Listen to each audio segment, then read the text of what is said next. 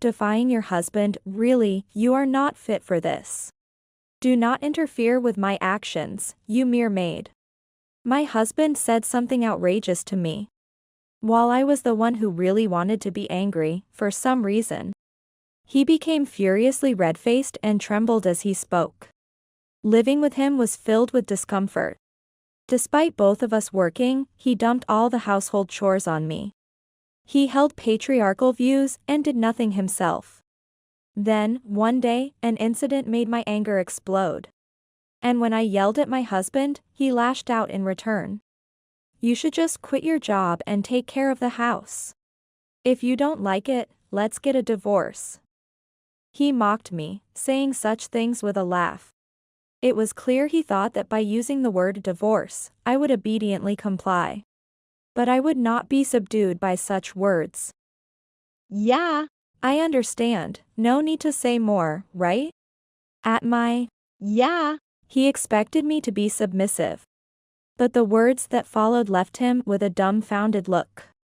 I packed my bags and left, heading straight to his workplace. I'm here to terminate the contract with your company. My words left my husband dumbstruck. My name is Kathy Brown, 42 years old. I like to think I've always been good at bringing people together since I was young. During my school years, I was almost always a class representative. And the comments section of my report card always mentioned my leadership. It didn't stop there, I also became the student council president. And there was nobody in the school who didn't know me. Kathy, you always bring the class together. It's really helpful to me. Yes. Leave it to me. I remember being smiled at kindly by a teacher and puffing up with pride. In college, there were no particular moments to lead, so I spent my time peacefully. After graduating, I studied abroad before joining my father's company. I devoted myself to work, improving my performance steadily. Day after day, it was a cycle of work and home. As a workaholic, I never had any romantic stories. As I entered my 30s, I started hearing more about friends getting married or having children. However, I never felt left behind or rushed to marry. Perhaps because of that, my dedication and effort at work were recognized, allowing me to work remotely for most tasks, leading a relatively free life. By the time I reached my 40s, I was the only one among my friends who wasn't married. Kathy, don't you have someone nice? Well, I've been all about work, so I haven't really had the chance to meet anyone. Then, I have someone I'd like you to meet. Would you like to see him? One day, a friend, perhaps pitying my lack of romance, introduced me to Edward, 3 years my senior. He, too, was a workaholic who had missed his chance to marry. With rimmed glasses, a pristine white shirt, and a suit that fit his physique. His appearance at our first meeting conveyed a serious demeanor. And I intuitively felt he was similar to me. It might be rude to say, but Edward seemed somewhat awkward, making me worry if our conversation would flow. However, that worry was unnecessary. Perhaps because our backgrounds were similar, our conversations progressed smoothly. And after several meals together, we started dating. Things fell into place quickly, and we got married a year after we started dating. Edward was incredibly stubborn.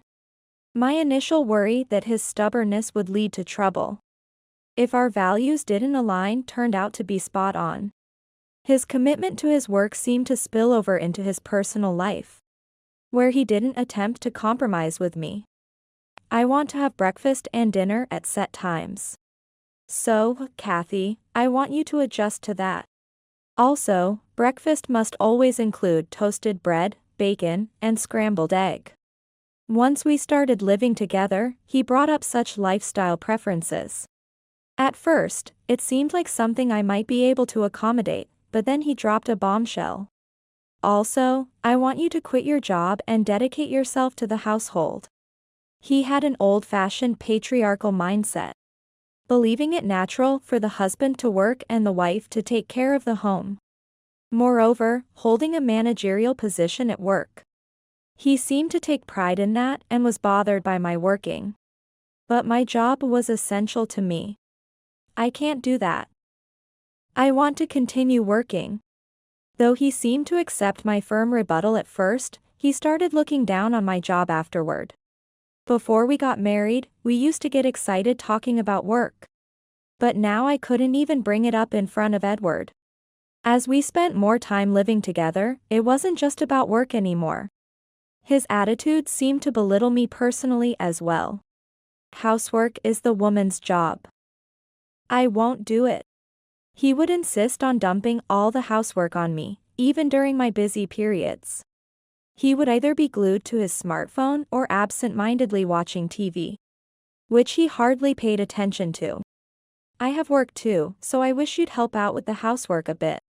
Even when I asked him nicely, knowing he'd be upset if I spoke harshly, he would just snort in derision and not lift a finger. Edward's parents shared his views, and every time I met them, they would make snide remarks. Kathy, you need to support Edward more. You're not acting like a proper wife. Yes, exactly. You're not fulfilling your role as a wife. I would nod vaguely to get through the moment, but stress was building up inside me. I thought about discussing things with Edward to find a middle ground. But he started coming home later, and we hardly saw each other. He insisted he was busy with work whenever I asked. There was no effort to make time for family. Could I really be happy living like this? Doubts began to grow inside me. It had been about 6 months since we got married. Edward's late-night returns had become the norm, and I had stopped bringing it up with him. One day, I received a phone call that left me speechless. My hands and feet went cold instantly. My father had collapsed. I rushed to the hospital. Naturally, I tried to contact Edward on the way, but he didn't respond to calls or messages. At such an anxious time, I wanted my husband by my side. Yet, why wasn't he answering? My mind went into a panic. With no callbacks or anything, I had no choice but to go alone. Upon arrival at the hospital, the attending doctor came to explain my father's condition. Your father has suffered an acute myocardial infarction, and we are currently doing our best to treat him. Will he make it? Although I tried to keep my voice down, I desperately pressed the doctor for answers. They were doing everything they could to save my father. All I could do was wait and hope for the best. Even though I understood this, I couldn't control my actions. He was too important to me, and the thought of losing him was unbearable. Unfortunately, despite their efforts, my father passed away. I wanted to believe it was all a dream, pinching my cheek, but the pain confirmed the harsh reality. I would never see my father's eyes open again or hear him call my name with his kind voice. His face, revealed from under the white sheet, seemed like that of a stranger. Although I had yet to accept my father's death internally, as his only daughter, I had to help my mother with the funeral arrangements and other necessary tasks. Time passed in a blur, and I hadn't even had the chance to properly mourn him. Edward didn't come to the funeral, did he? With her eyes swollen and red from crying, my mother uttered this in a daze. Yes, Edward had gone on a business trip instead, claiming his work was too important to miss the funeral. Even at such a time, it was all about his work. I was inwardly astounded. Even as someone who prides herself on her professionalism, I would immediately rush to the side of a family member or loved one in crisis. He had met my father during our marriage introductions, so why didn't he show up? I can't go because of work. After my father's death, when I finally managed to get in touch, all I received was a curt message. Was he not even a bit sorry?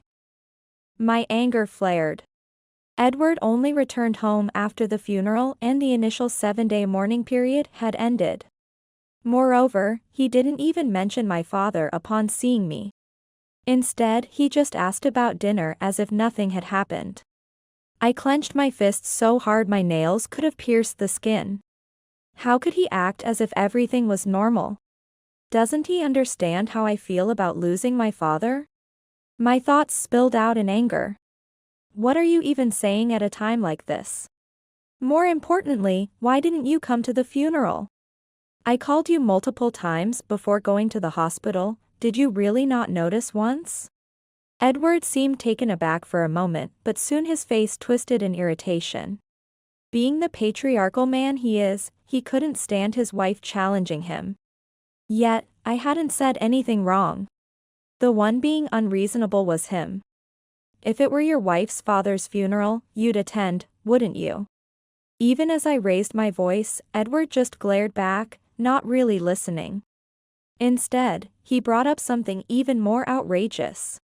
More importantly, what about the inheritance? What? Inheritance? Is that what he cares about?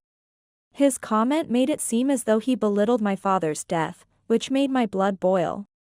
I mean, about your father's inheritance. There is one, right? If you inherit something, that means I should get something too, right? What is he laughing at? The man before me was grinning, baring his teeth. His demeanor screamed of nothing but vulgarity. It made me wonder if he was even human. No normal person would miss their father-in-law's funeral or bring up inheritance while laughing. My patience snapped. Don't joke about this. How dare you say such a thing?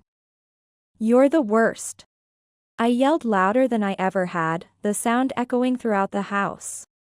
I couldn't remain calm, glaring at Edward even after I finished speaking.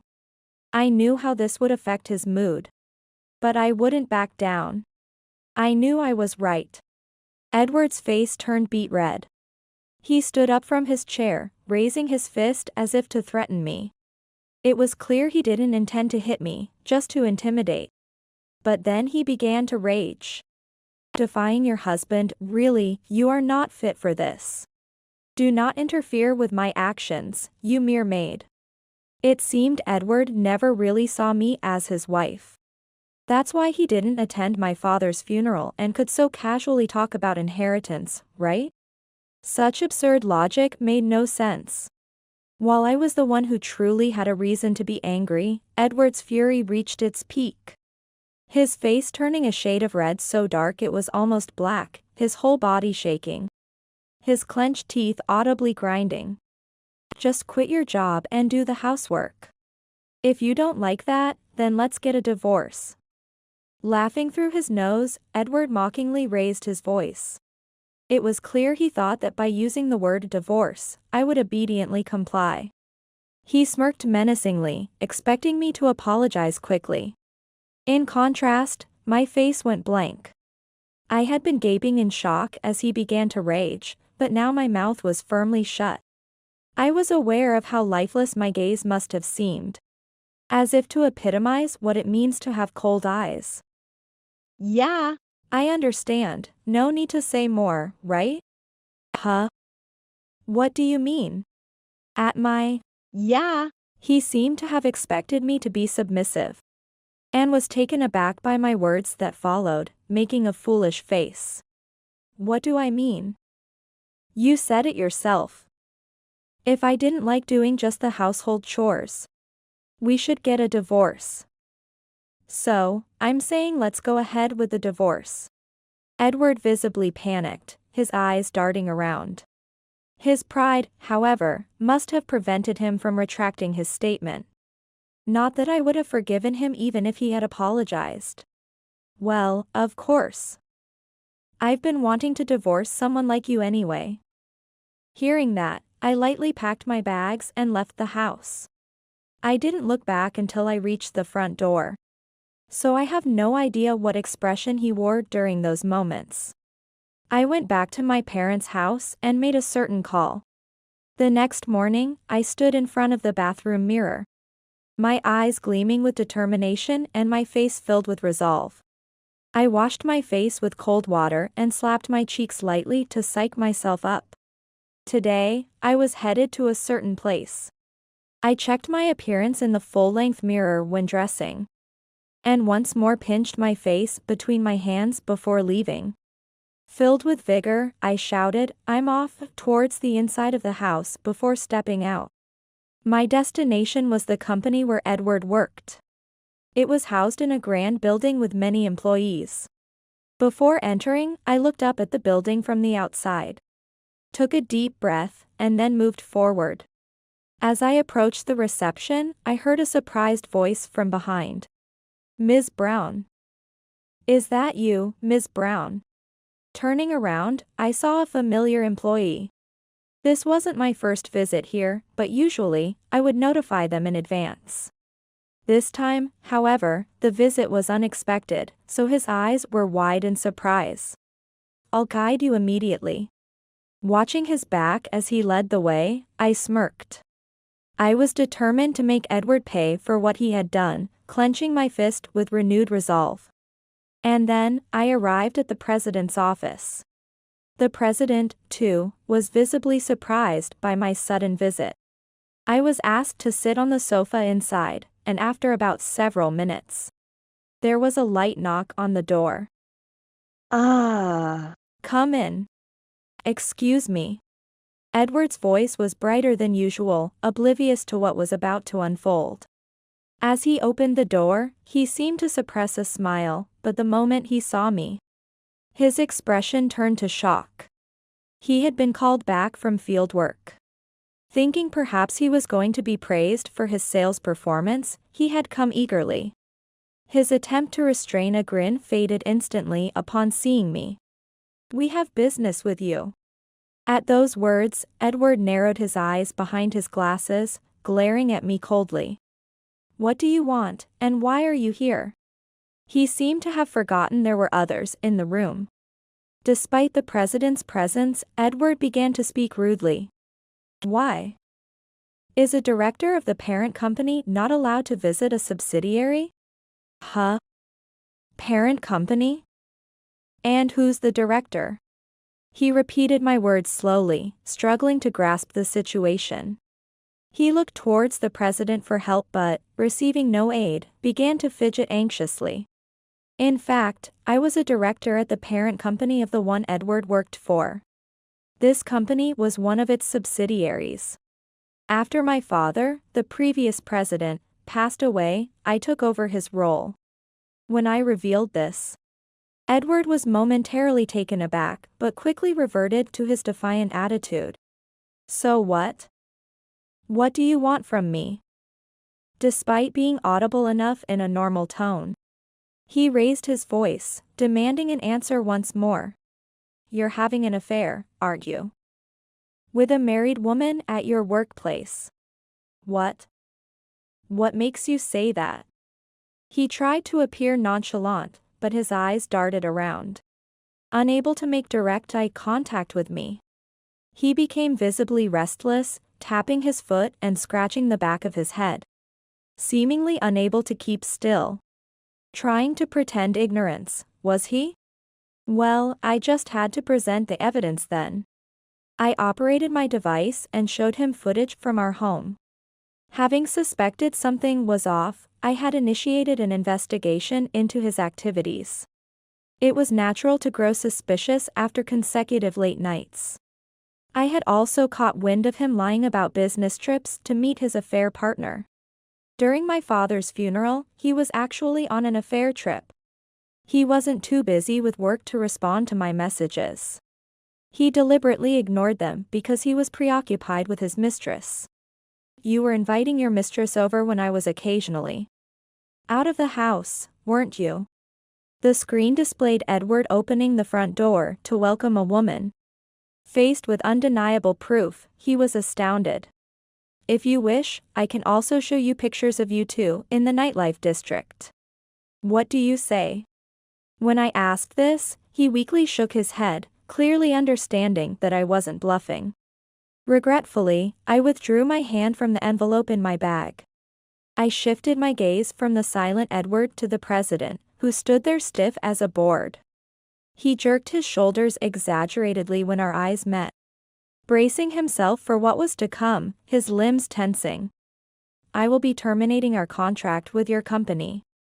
Please, anything but that. Edward's affair was not the sole reason. This wasn't personal, I was concerned about potential damage to our business. Around the same time Edward's affair came to light, I learned that this subsidiary had botched a major contract, largely due to Edward's negligence in his duties. Continuing the contract under these circumstances presented no benefits. Hence my decision to terminate it. The president glared at Edward, filled with rage. It was clear he couldn't stand that a key employee had caused such problems. Please, can't we make an exception? We'll hold the responsible party accountable. Emphasizing the responsible party, the president continued to ask. Edward stood frozen, unaware of the president's glaring at him. I'll leave his discipline to you. I'll take my leave now. Without looking back, I left the president's office. A few steps into the corridor, I could hear the president's loud reprimand through the door. Later, Edward was demoted to a remote branch. A stark fall from his trajectory towards the executive suite. His pride shattered, he now works as a shell of his former self, unlikely to return to headquarters. He faced demands for compensation not only from me but also from his mistress's husband. I planned to demand compensation from the woman as well, though she held a position of responsibility. Her affair and subsequent demotion came to light after it was discovered she lied about work outings to go on dates with Edward during office hours. Hey, did you hear? He was cheating with someone from the office? He dumped work on me before. Must have been to sneak off with her. That's the worst. Whispers like these became her daily reality. Despite feeling ostracized, she couldn't leave her job due to the compensation payments. Enduring pointed stares as she continued working. Wondering why Edward would engage in an affair, I sighed in disbelief. Such a concept was beyond my understanding and, frankly, not something I wished to comprehend. Shaking my head, I dismissed thoughts of him from my mind. For now, our only contact was for the ongoing compensation payments. But no messages or calls came through. I looked forward to a peaceful life without further entanglements with him.